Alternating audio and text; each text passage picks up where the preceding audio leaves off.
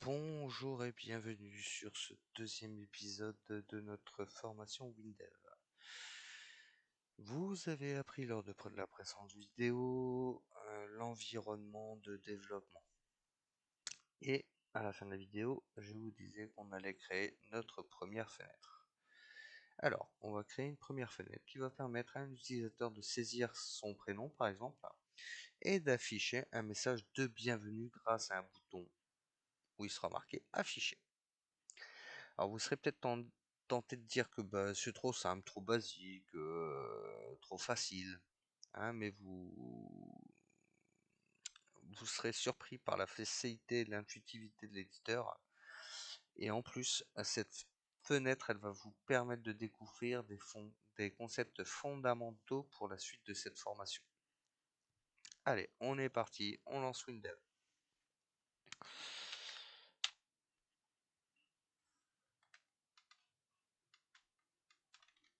Et on va faire un projet qui s'appellera ma première fenêtre.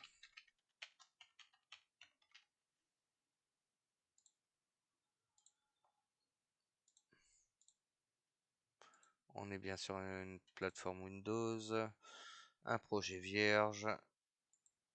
Hop, on n'utilise pas le GDS, je vous expliquerai plus tard à quoi ça correspond. Donc nous voilà dans le premier projet de cette formation qui sera ma première fenêtre. Alors pour créer la fenêtre de solution, soit on vient venir cliquer ici, ou soit on le ferme et on peut venir directement là et on clique une fenêtre sur fenêtre. D'accord? Pour cet exemple, on décide de créer une fenêtre vierge.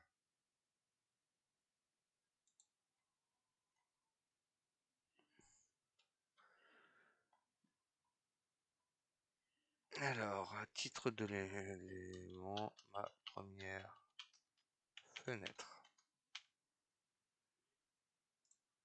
Voilà.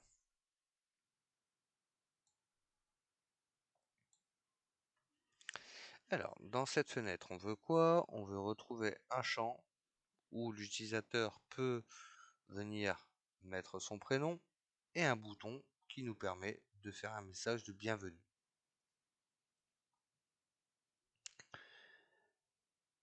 Donc sur la fenêtre d'avant, j'ai réussi à définir quelques caractéristiques de base de la fenêtre. Par exemple, son nom et le titre qui sera affiché dans la barre de titre. D'accord?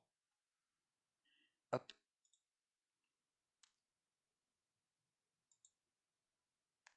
Alors, on peut faire, pour voir tout ça, on peut venir sur la fenêtre et faire un clic droit, description, ou Alt plus entrée pour le raccourci. D'accord? Dans Windev, il y a de nombreux raccourcis. Charge à vous de les retenir, sachant que pendant la petite formation, je vous donnerai la liste de tous les raccourcis qui existent sous Windows. Du coup, vous arrivez sur l'onglet général, d'accord, où on voit le nom logique de la fenêtre. Donc c'est le nom logique qu'on va retrouver dans le programme pour appeler cette fenêtre, par exemple, son emplacement et le titre. Alors vous pouvez voir que il m'affiche, il me surligne en rouge première et fenêtre. Pourquoi? Parce qu'il y a un correcteur d'orthographe automatique et en faisant un clic droit comme sur Word par exemple, on peut retrouver la bonne orthographe. Alors, il y a une charte de programmation dans Windev qui fait que toutes les fenêtres commencent par l'appellation fen. D'accord? Et un bouton, ça va commencer par BTN, etc. Je vous conseille, je vous conseille fortement d'utiliser cette charte. Ça vous permet de de pouvoir vous repérer beaucoup plus facilement. Alors, on va changer le nom ici du coup, d'accord? Et on va l'appeler fen saisie. Pourquoi? Parce que ce sera une fenêtre de saisie, tout simplement. C'est sous ce nom-là qu'elle sera enregistrée sur le disque avec une extension wdw, d'accord, dans le répertoire source du projet. Et ce sera donc ce nom qui sera utilisé en programmation pour manipuler la fenêtre, mais ça on y reviendra plus tard. Le titre de la fenêtre, forcément, hein, vous l'avez vu, c'est le petit titre qui est affiché dans la barre de titre de la fenêtre. Pour valider tout cela, rien de plus simple, on vient ici sur le petit bouton vert et on valide. Et vous voyez que ici, on peut retrouver l'ensemble des fenêtres du projet et on a bien notre fenêtre saisie. On va enregistrer. Alors, comme je vous ai dit, opération simple, enregistrer. On vient cliquer ici ou soit on peut faire un petit CTRL S. D'accord? Alors, pour gérer la saisie et l'affichage de la valeur saisie, on va créer un champ dans lequel l'utilisateur il va saisir son prénom. Du coup, ce type de champ, c'est ce qu'on appelle un champ de saisie. Et aussi, juste après, on créera un bouton qui permet d'afficher le prénom saisi. Alors, pour créer un champ de saisie, deux solutions dans le volet création. Dans le groupe champ usuel, donc ici, on déroule sur saisie. D'accord? Et vous voyez, il y a tout un tas d'options, tout un tas de listes des champs de saisie qui sont proposés par défaut. Ici, ça va être un texte simple.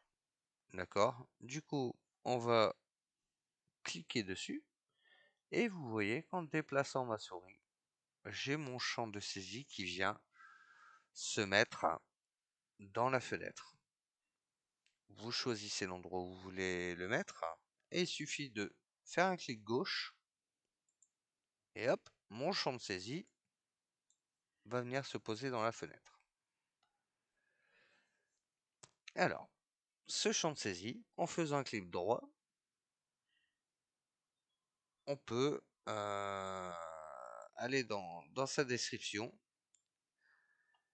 et on va avoir un menu contextuel du champ. D'accord? Donc, ici, le nom du champ, d'accord? Le libellé du champ. Le libellé, c'est la partie qui est ici à gauche. D'accord? Et vous avez le type de champ. Vous pouvez faire un champ texte, un champ RTF, un champ mot de passe et ainsi de suite. Ça, on y reviendra plus tard. Alors, si vous validez la fenêtre de description, hop, vous avez votre champ qui apparaît. Alors, il se peut que le libellé soit tronqué. Ça peut arriver. D'ailleurs, regardez, si je vais dans la description et qu'ici, à la place, je vais mettre prénom. Prénom est plus long que texte. Donc, comme vous voyez, le libellé du champ, il apparaît tronqué sur l'éditeur. Pour l'afficher correctement, vous le sélectionnez. Donc là, il est déjà sélectionné, hein. Et vous faites un clic droit. Et vous faites adapter la taille. Hop! Automatiquement, Windev recalcule l'espace pour que le libellé s'affiche correctement. Alors, petite remarque, il est possible d'agrandir la zone de saisie du champ. D'accord? quand vous le sélectionnez, vous avez ici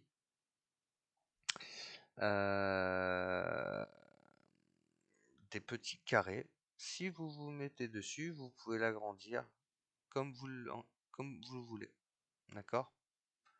Donc là, on l'a agrandi. Ça se fait simplement en se positionnant dessus. Vous voyez, mon curseur se transforme. Un clic gauche et on peut jouer avec le champ tel qu'on en a envie. Alors, ensuite, pour ici, on a fait le champ de saisie, donc là où l'utilisateur va afficher va rentrer son prénom. Et il nous manque du coup un bouton pour afficher le message de bienvenue. Du coup, sous le volet création, dans le groupe champ usuel, on va cliquer sur OK. Et vous voyez, comme pour le champ libellé, on reclique et il nous met un bouton. Alors, on va aller forcément saisir dans la description parce qu'on veut pas que ce soit marqué bouton, mais affiché, d'accord, et le nom du bouton sera le bouton affiché. Et comme vous voyez, pour un bouton, la charte de programmation veut qu'on mette btn avant pour dire que c'est un bouton.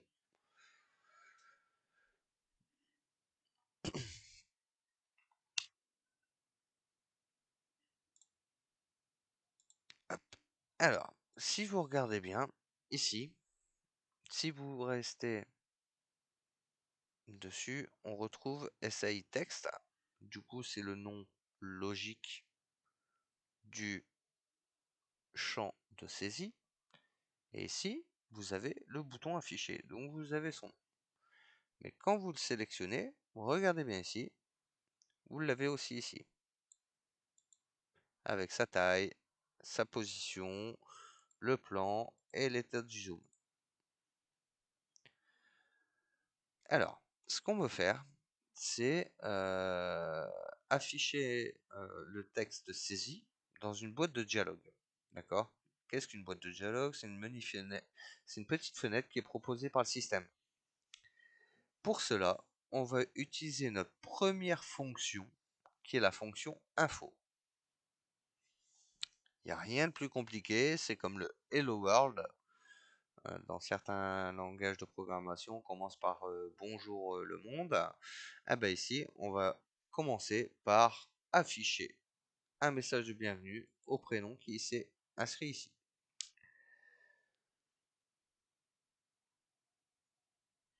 Alors, vous sélectionnez le bouton, d'accord, et vous faites un affichage du menu contextuel du champ, et on va venir ici dans l'option code. Alors cet éditeur, il permet de saisir toutes les instructions en langage WinDev. Alors il y a un avantage avec WinDev, c'est que ici, tout est en français. Du coup, on veut faire quoi? On veut ouvrir une boîte de dialogue qui nous dit bonjour plus le prénom. C'est pas compliqué. Du coup, on va simplement taper info, mettre entre parenthèses, et vous voyez, il y a un assistant. Je le déconseille d'utiliser. Hein, on va apprendre à coder soi-même. On va mettre des guillemets pour dire qu'on affiche le message qu'on veut en texte brut. Donc, par exemple, bonjour. D'accord, donc la boîte de dialogue va afficher bonjour. Mais en plus de dire bonjour, on veut qu'elle affiche aussi notre SAI texte. Alors, comme vous pouvez voir, dès que vous commencez par SAI, on a ici automatiquement notre bouton de saisie, notre bouton de notre champ de saisie qui apparaît. Et voilà. C'est tout pour cette petite fonction. Du coup, on va vous expliquer un peu. Enfin, je vais vous expliquer, pardon. Du coup, la fonction ça, info, elle affiche un message passé en paramètre. D'accord? Notre message y est constitué, il est construit à partir du texte bonjour. D'accord? Et de la valeur du champ ACI texte. Le signe plus, ça indique une opération dite de concaténation entre deux chaînes. C'est-à-dire que ceci est une chaîne de caractères et ceci, ce sera aussi une chaîne de caractères. Alors, petit point à noter, c'est que dans cet exemple, le texte saisi, il sera affiché dans une fenêtre système. On peut très bien, c'est possible également, l'afficher dans une fenêtre créée avec WinDev. Allez, on enregistre et on va tester la fenêtre. Alors, pour tester le projet, tout simplement, vous avez un petit Go ici qui permet de lancer le test du projet. Et lors du premier test, il vous demande quelle est la première fenêtre du projet. Forcément, si vous avez plusieurs fenêtres dans ce projet, on est obligé de lui indiquer quelle est la première fenêtre du projet à lancer. Ici, on n'en a qu'une, c'est très simple. Nous voilà dans notre première fenêtre. On retrouve le champ de saisie et le petit bouton affiché. Du coup, si je marque ici Toto et qu'on appuie sur le bouton afficher, vous retrouvez une fenêtre système qui vous dit bonjour Toto. Alors, comme vous pouvez le constater, ici bonjour Toto est complètement collé. Ça fait pas très joli. Pensez à une chose, c'est que si vous voulez un espace, ici entre les guillemets, on va rajouter entre le bonjour, la fin du bonjour et la fin des guillemets, on va mettre un petit espace. Et du coup, si on écrit Toto, ici on va retrouver notre espace bonjour Toto.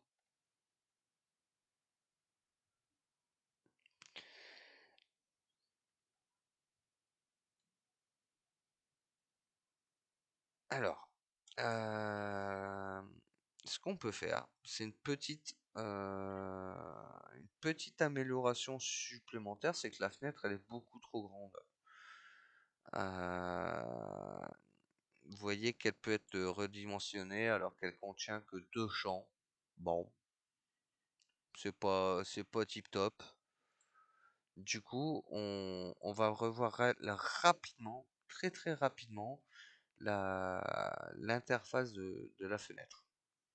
D'accord? Alors, ici, on est dans l'éditeur de code de la fenêtre. On le ferme et on retrouve notre fenêtre. Alors, si vous regardez bien, hop, ici, on peut réduire la taille de la fenêtre.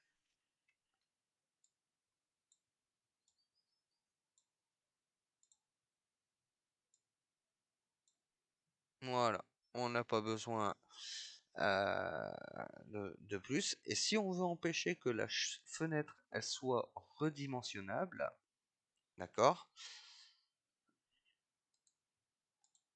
on va venir dans la description de la fenêtre, d'accord, dans l'interface IHM. Alors, IHM, interface homme-machine, d'accord.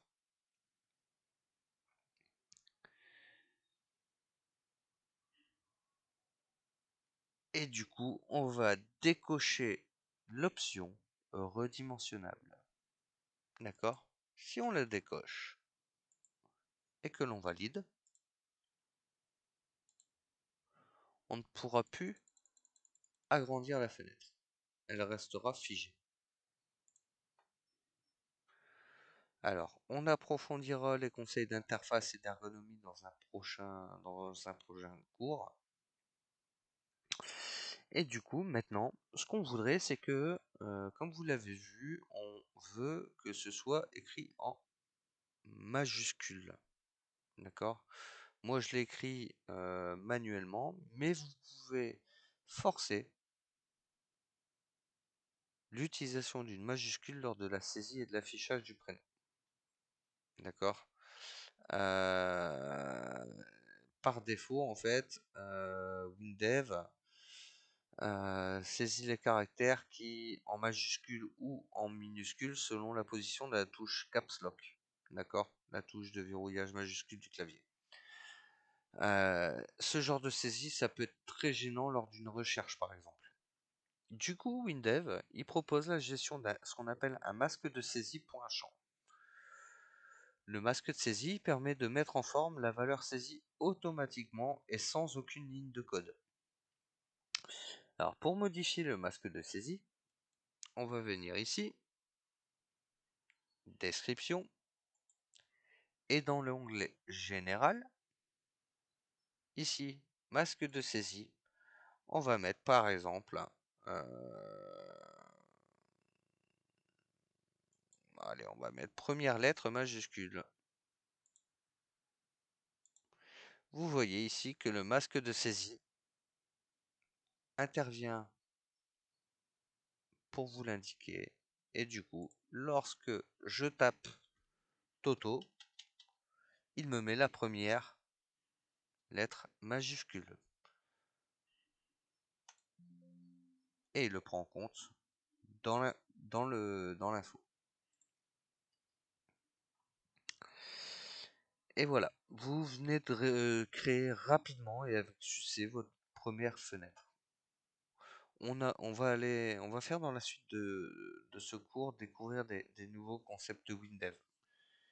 Valider le message et fermer la fenêtre de test, par exemple. Fermer la fenêtre de saisie et fermer le projet.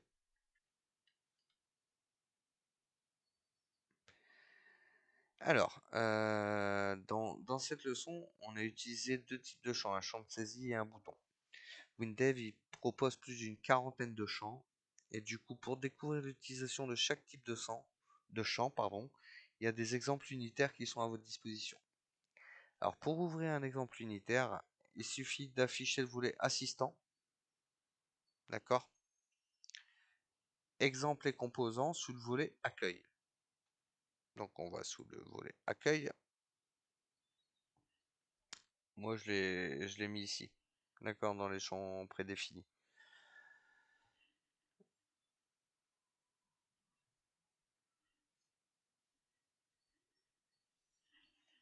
Et du coup, on a un exemple pour chaque type de champ. D'accord?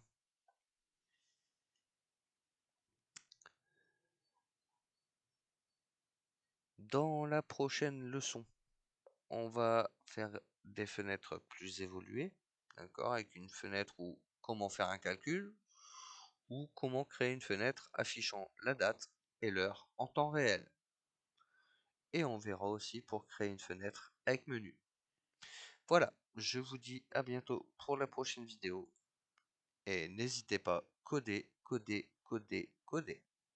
Allez, à bientôt.